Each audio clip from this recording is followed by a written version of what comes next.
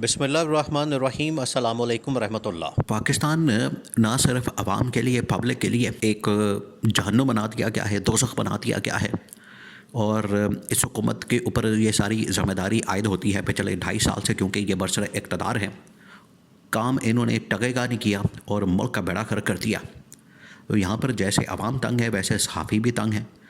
अब इमरान रियाज़, जो कि पाकिस्तान के बड़े मशहूर यूट्यूबर और सहाफ़ी हैं, वो यहाँ से निकले हैं और किसी तरह से बच बचा के किसी तरह से अपने आप को महफूज करके तो पहुँच गए हैं लंदन में, इंग्लैंड में, बरतानिया में। वहाँ पर जाके अब उन्होंने बड़े इंकशाफात किए हैं, क्योंकि जिन दिनों में उन्होंने ये इंकशाफात किए हैं साबिक आर्मी चीफ जनरल बाजवा के मतलब और इवन के मौजूदा आर्मी चीफ जनरल आसिम के मतलब भी इंकशाफात किए हैं। और दो वाक़यात जिनके ऊपर रोशनी डाली गई, एक तो ये कि जब इमरान खान के ख़िलाफ़ अदम एतमाद हो रहा था तो वो रात बड़ी तहलका खेज थी।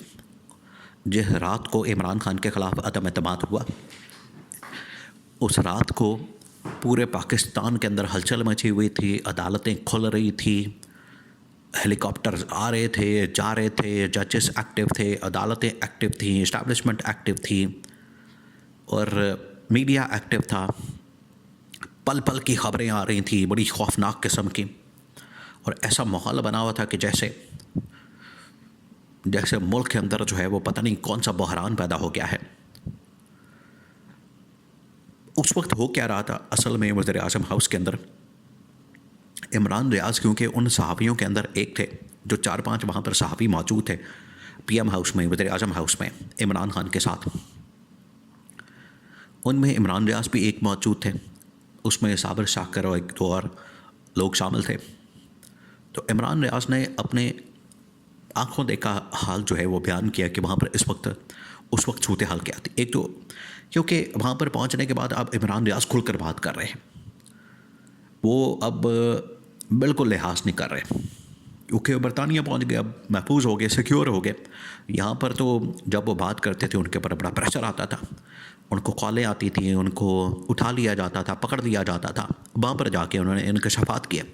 तो उन्होंने उस रात का जिक्र किया कि इमरान खान को ज़रा बराबर भी इस बात की फ़िक्र नहीं थी, ना उन्हें कोई इस बात की परेशानी थी, ना कोई टेंशन थी कि इमरान खान की अगर गवर्नमेंट जा रही है। देखिए, हुकूमत जब जाती है तो इंसान हिल जाता है।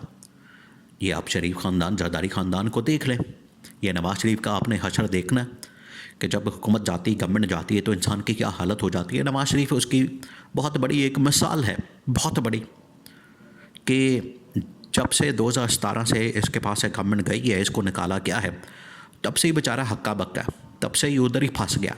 2017 से ये आगे नहीं आया, ये उधर ही रुका हुआ। दुनिया जो है वो 8 साल आगे 2025 चढ़ गया, उसके लिए 2017 ही अभी चल रहा है, वो उधर ही फंसा हुआ है। तो ये गवर्नमेंट जब जाती है, इंसान का इक़्तिदार और हुकूमत जाती है, तो ये हाल हो जाता है। एक तो नवाज़ शरीफ के पास जाली हुकूमत थी, जाली मैंडेट था, तो उसको इतनी फ़िक्र करने की ज़रूरत भी नहीं थी।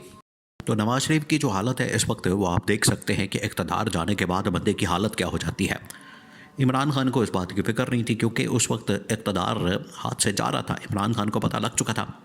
तो इमरान रियाज़ कहता है कि वहाँ पर मसला ये था कि जनरल बाजवा, उसका दिल ही नहीं भर रहा था एक्सटेंशन से। जनरल बाजवा पहले भी एक्सटेंशन ले चुका था और उसके बाद भी एक्सटेंशन मांग रहा था, और बार बार इमरान खान के ऊपर जोर दिया जा रहा था कि मुझे एक्सटेंशन दी जाए।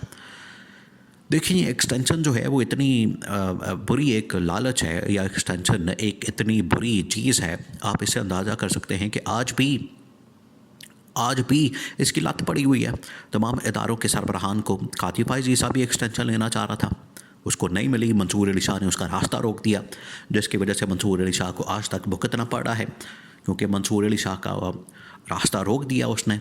अगला नंबर तो मंसूर अली शाह का था चीफ जस्टिस बनने का, और इधर जनरल बाजवा की क्योंकि एक्सटेंशन इमरान खान ने देने से फिर इनकार कर दिया, तो फिर इमरान खान को गवर्नमेंट की कीमत देनी पड़ी। गवर्नमेंट की उसको फिर गवर्नमेंट चली गई। तो उसके बाद आप देखें कि शहबाज शरीफ ने तो जनरल आसिम को पहले ही एक्सटेंशन दे दी। अभी उसका 1 साल 2 साल पड़े हुए थे, लेकिन उसने पहले एक्सटेंशन दे दी। इतना ये एक बुरी लत पड़ जाती है। तो इमरान खान ने जब इनकार कर दिया और इमरान रियाज ने ये इंकशाफ किया कि उस वक्त जनरल बाजवा ये कह रहा था कि मैं आपसे ज़्यादा ताकतवर हूँ। ये किसको कह रहा है? इमरान खान को कह रहा है कि मैं आपसे ज़्यादा ताकतवर हूँ क्योंकि मुझे तो अपोजिशन ने भी वोट दिया हुआ है। आप तो सिर्फ हुकूमती जो जमात है PTI उसके वोटों से बने हैं या एक दो और इत्तेहादी जमातों से वज़ीर आज़म बने हैं। मैं आर्मी चीफ हूँ, मैंने पीपल्स पार्टी का भी वोट लिया, मैंने नून लीग का भी वोट लिया, मैंने PTI का भी वोट लिया। तो इस तरीके से अपने आप को वो पोर्ट्रे करते थे। ये इमरान रियाज ने इंकशाफ किया कि वो इमरान खान को ये कहते थे जनरल बाजवा। अब उन्होंने एक तो पूरा वाक़या बयान किया कि असल रौला किस बात का था, मसला किस बात के ऊपर था, और एक्सटेंशन के मामले के ऊपर जो इनके दरमियान फटा पड़ गया था इमरान खान और जनरल बाजवा के दरमियान, वो आखिरकार इमरान खान की गवर्नमेंट को लेके बैठ गया। वो फटा तो फटा आज भी पड़ा हुआ है। ये भी इमरान रियाज ने इंकशाफ किया इंटरव्यू देते हुए। उसने बताया कि फटा आज भी पड़ा हुआ है। उन्होंने एक और अहम तरीन वाक़े का जिक्र किया, वो था जब जनरल आसिम की तैनाती हो रही थी और जनरल बाजवा जा रहा था। उस वक्त भी प्रेशर मौजूद था इस गवर्नमेंट के ऊपर, नून लीग के ऊपर, कि हमने जनरल बाजवा को एक्सटेंशन नहीं देनी। अब यहाँ पर एक्सटेंशन का मसला पड़ा हुआ था। जनरल बाजवा नून लीग से भी एक्सटेंशन मांग रहा था। इन्होंने क्या किया कि इन्होंने चाल चल के, जिसके ऊपर जनरल बाजवा ने इनको यहाँ तक धमकी दे दी कि अगर आपने मुझे एक्सटेंशन ना दी तो मैं मुल्क के अंदर मार्शल लॉ लगा दूंगा। तो इन्होंने चाल चल के जनरल बाजवा को न्यूट्रलाइज़ किया और जनरल आसिम को आर्मी चीफ लगा दिया।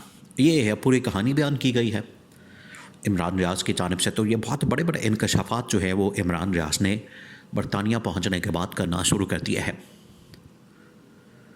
और ये पाकिस्तान को ना सिर्फ आवाम के लिए एक जहन्नुम और दोज़ख बना दिया गया है, सहाफ़ियों के लिए भी अब ये मुल्क एक बहुत बड़ी मुसीबत बन चुका है। ख़ास तौर पर पीका का काला कानून पास होने के बाद। पीका का कानून लाया ही इसी मकसद के लिए गया था कि ऊपर बैठ के ये जो साजिशें करते हैं, मंसूबे बनाते हैं, इक़्तिदार की लालच में, एक्सटेंशनों की लालच में जो दो नंबरियाँ करते हैं, वो कहानियाँ, वो हक़ाइक़, वो हकीकत वो लोगों के सामने ना आ सके, क्योंकि अपने आप को ये बड़े पारसा, बड़े बरगज़ीदा और बड़े ही नेक और बड़े पाक साफ बन के दिखाते हैं। लेकिन हकीकत पीछे होती है कि एक्सटेंशन की लालच, किसी के ओहदे की लालच, किसी को पैसों की लालच, किसी को इक़्तिदार की लालच, किसी को हुकूमत की लालच होती है। तो ये असल हकीकत जो है वो इमरान रियाज ख़ान ने बरतानिया पहुँच के लोगों के सामने रखी और मज़ीद भी इंकशाफात का सिलसिला जारी रहेगा।